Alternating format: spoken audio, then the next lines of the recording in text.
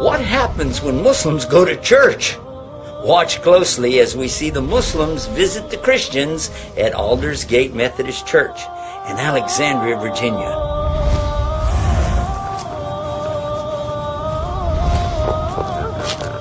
We're here at the Methodist Church of all places. You may be saying, what's Yusuf doing at a church on Sunday? Did he get lost? Well, actually, we've got something very important that we want to do today. We've got a great group that's gathering together here at the Methodist Church in Alexandria, Virginia, to open a dialogue between the Muslims who are actually worshiping here while we're building our new mosque in Alexandria, and between those who are the Christians that own the property here that have invited us to be together so we can worship here until we complete our project. So let's go in and find out what everybody's got to say about all this. Come join me. Taking time out of your day, out of your holiday to come to this gathering. I'm Steve Larkin, and I thought I'd just take a second to tell you how I'm here. As everyone here knows, the Islamic Center has been worshiping in Wesley Hall since last fall. And like most people at Aldersgate, when I saw that, I wanted to know a little bit more about the Islamic Center. And what I learned is that the Islamic Center has really been active in the Alexandria community for a long, long time. And that led me to attend another meeting. And at that meeting, Dennis asked for volunteers to arrange this meeting.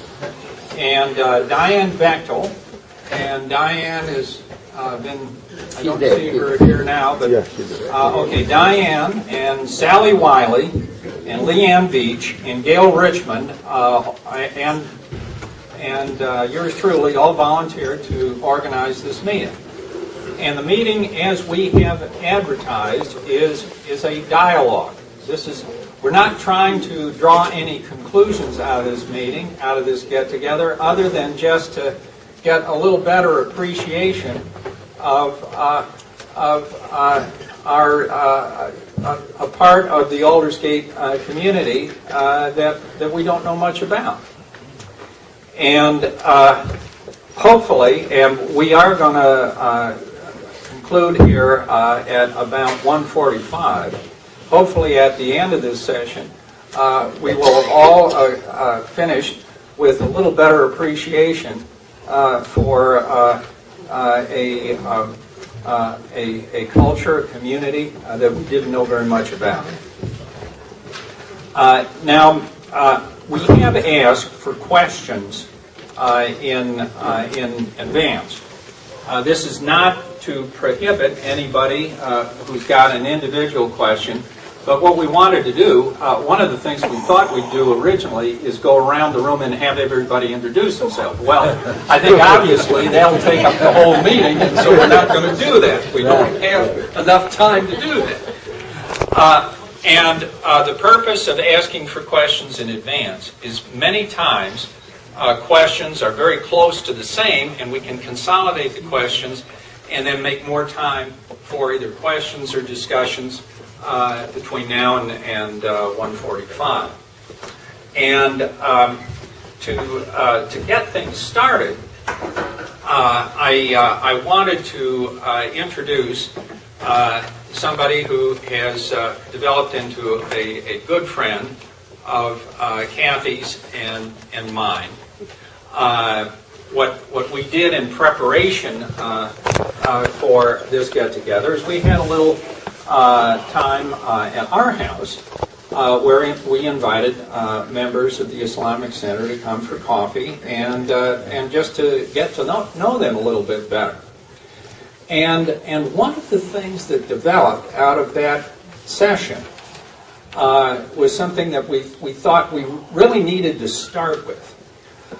There were a number of questions that various members of the church women in the church had concerning dress, or how the role of women in the Muslim community. And it was really interesting. While we didn't have any organized, this wasn't an organized program that Kathy and I put together. We were just having people over for coffee and to talk. And the thing that really struck us when the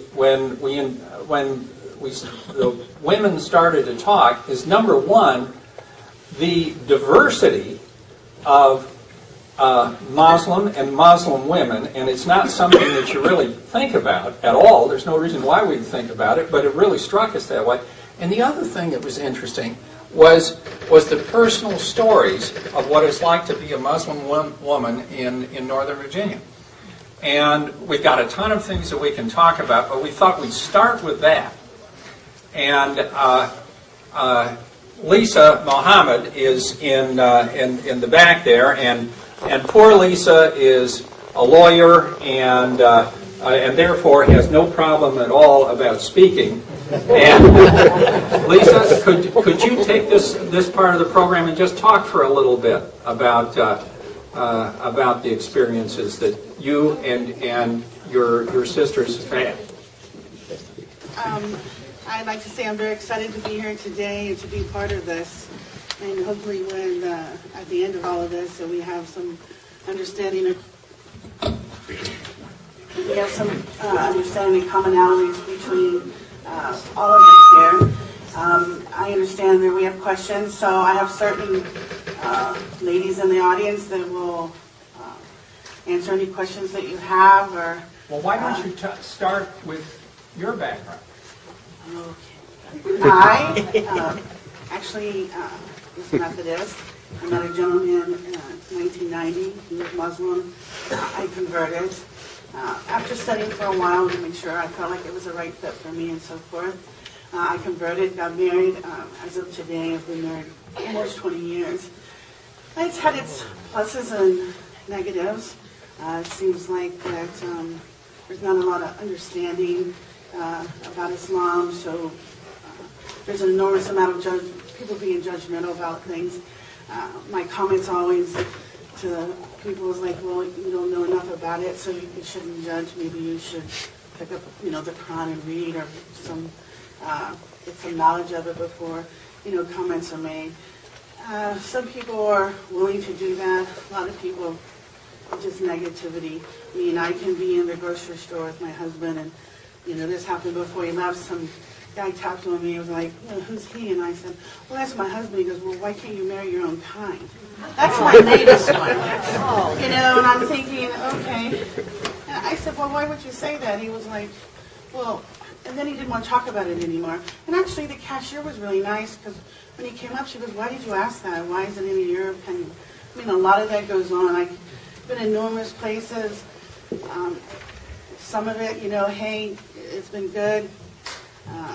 There's a lot of experiences have been, sad. And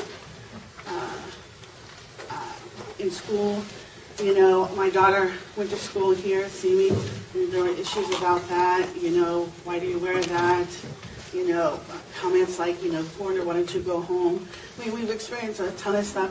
Every time something happens in the community, it's negative with Islam, it affects the aftermath. I'll call my daughter up and say, hey, this just happened. You might be aware.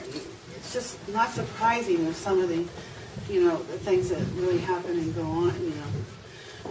on. So I've picked her and a couple of the other young ladies out over here, and they're going to stand up and tell you a story. I have Emma Tolley here, Yusuf's wife. My daughter, my sister-in-law, they, came here. They've been part of the, group, but they've all had, this. So I'm going to turn it over, or if someone has a question they want to ask, or Steve Wood wants his microphone. Question. I'd like to have an answer from a man on the same subject, a Muslim man. From my perspective in America, men and women are treated equal. And they are equal, except biologically, they're different. All my perspective world events is Muslim men do not treat women equal. In fact, and sometimes they treat them brutally. I'd like to know from a man, is this true? And if so, why did you do it? Sam? Somehow I wound up with a microphone. Okay. By the way, Joseph, why don't you give, just before you, first of all, you answer the question, but before you do that, talk a little bit about how you are, where you are. In other words, give a little personal background. First of all, my name is Yusuf. I want to give you a chance to look at all of you.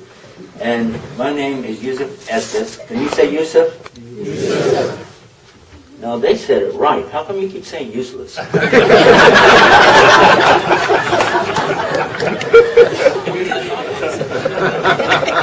it might be a speech impediment. Could be. Anyway, we want to thank all of you for inviting us out and give us a chance to be here with you today. And it is a grand opportunity, really, for all of us, as Christians and as Muslims, to come together. And I'm really proud of your church for being open, not just open to allow us to come in and worship, but open-minded to allow us to have a chance to have a discussion like this. One of the things that I work on 24 hours a day is trying to get a true message of what Islam really is to the American people. We recently, and you probably didn't know this, but January 2nd, we officially opened our television channel for Muslims for the United States and Canada. And we've been working on that project ever since almost 20 years. And so we're so happy that we finally got it done. Because, yeah, this makes a lot of difference. The channel, obviously, is for Muslims to learn more about what they're doing and what we're about, but also non-Muslims to come on and be on the channel with us to have these kind of discussions we're having right here. I originally thought it would be great if we could televise this gathering live, but it wasn't something we could put together that fast. But if we could have, it would have been great, because I know that that's the kind of thing that America needs now more than anything else, is a better understanding. And you don't get understanding just by osmosis. It does take some dedication, as our sister reminded us, to read what the book really teaches, but also to sit together and ask questions. And the question that was just presented to us about women, it's strange the way you phrased your question, because you said, if I'm getting it right, that you had concerns about the treatment of women. You said they were equal, except biological, as far as treatment in America. But then you asked a man to talk about the treatment of the women, and I thought, wait a minute. So I got an idea. At my place where I live, I'm not allowed to speak like that, so I have to turn it over to her. Here you go.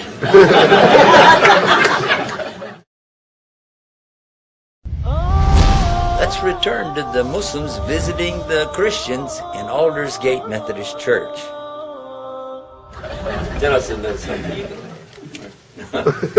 My wife actually has been very supportive of this work that I've been doing for the last 20 years, and without her help and support, I know I couldn't have made it, and I appreciate that.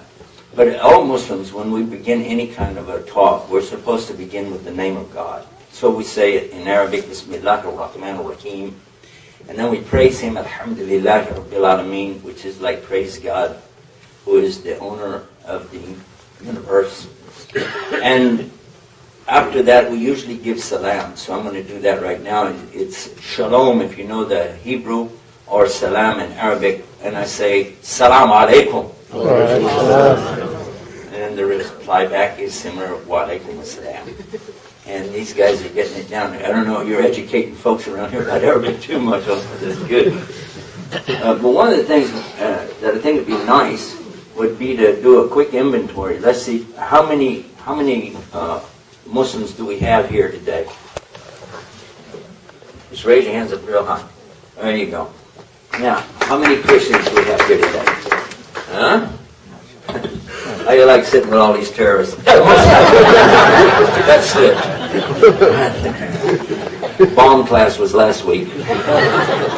But seriously, that is the stereotype that we get. When I was raising funds for the television station, I kept going to the Muslims again and again and asking them a simple question. What I said was, suppose I take this microphone and I go out to the people and I say to them, finish this sentence for me with a single word. One single word, just finish this sentence.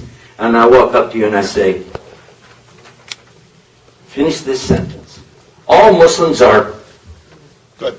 good. Good answer. Good answer. But what do you think most people really would say? All Muslims are terrorists. Exactly what they would say. And if you said, what is Islam? What would most people say? What is Islam? Islam is religion. It's a religion. Good answer. But most of the people in the street are going to say what? What do you think they will probably say? Sister, do you know what they would say? Cool. Islam is Cool. a cult. I thought you said cool. What? Evil. Yeah, Islam is evil. I heard that one too. So it is important to find out what is Islam. If you don't mind me to spend about 4.5 minutes, I can tell you, and something will help you to remember next time. Islam is an Arabic word. It's the only word that I found in the Quran that they never translate. All the other words that we have in the Quran, we find them being translated. In bad translation too, by the way. There's a lot of words that they translate, and I say they could have done a lot better than that. But this word, they don't even attempt to translate. The word Islam is there. That's how it is. So I thought about it, and I said, let's go to the Mawrid, or the Arabic dictionary, and find out what it really says. And there were 5, actually, principal meanings and some sub-meanings as well. It comes from a root in the Arabic language, which is similar to Hebrew, the same root for shalom, the same root for salam, peace, but it has a bigger meaning that you can't say in English. Maybe that's why the translators didn't attempt it. Because you need 5 English words all simultaneously existing to have Islam. And Islam is the noun, aslama, that is the verb. And it's all of these are root-driven languages, so they have verbs as the center or the core. The verb aslama has this meaning, surrender. Now I said, Muslims, we're getting pretty good at surrender, you know what I'm saying? Iraq, Afghanistan, airport security. So surrender, we got that down. But then another word is submission. And that's one of the most, I think, impressive words out of it, because it's a real submission, a total submission. And then is obedience. Islam has the word obedience in it. The 4th word that I found was sincerity. Now I want you to think about this. Sincerity has to be a part and parcel of Islam. If that's true, and that's what the word means, sincerity, it's impossible then to spread Islam by any kind of force or violence. Because you can't force people to be sincere. Immediately, if somebody is going to Islam out of any kind of coercion, forced submission, it's not Islam anymore. So where did this story come about? Islam spread with the sword. Where did that come from? In fact, it makes you start thinking, where did all of this idea come from? Where did we get these notions from? And without delving off into that, let's just continue. The 5th word is peace. But this is not the same kind of peace that we just greeted each other with. This kind of peace is the kind of peace that has to be in the heart while you're doing the other 4 for your Lord. To surrender, submit, obey, to be sincere, and to be in peace with whatever your Lord gives you after that. That's Islam.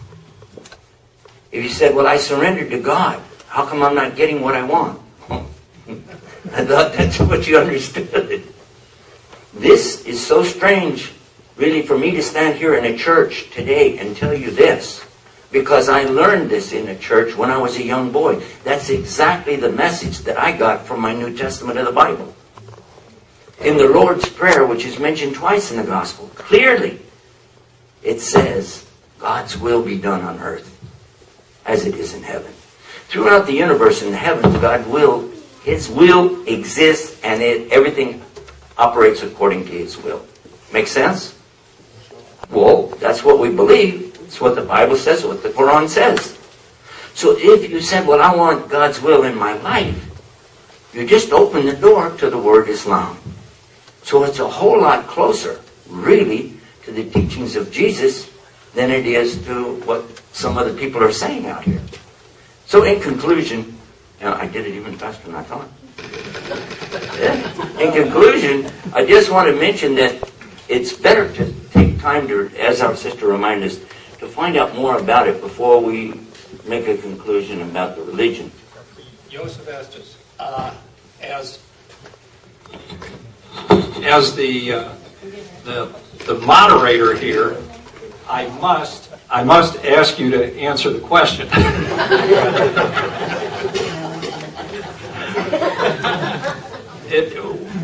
We need to have an answer to the question, and then we'll move on.